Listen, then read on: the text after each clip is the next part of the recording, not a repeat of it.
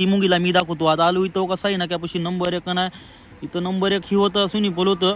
आता ज्या केक नाही लोक टपवणार आहे तिथं साऊंडची सुद्धा सिस्टम होती. लोक टपवणार आहे तो लोकेशन तर खतरनाक होती. हो का आबा बाबा बाबा रेल्वे साईडला इकडं आमचा धिंगाणा. आता आमचा माझा इकडं डान्स बघा तुम्ही.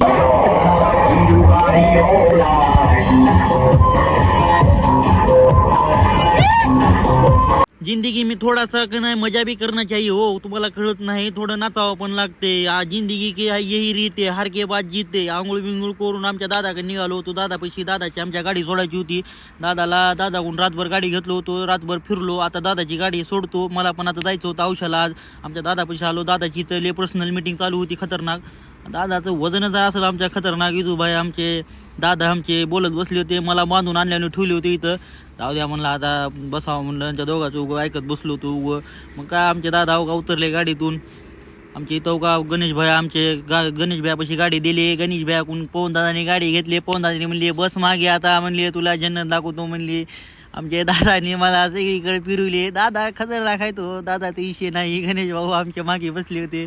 आता दादा आम्हाला जन्नत दाखवा नेणार होते. काय उगा दादा नुसतं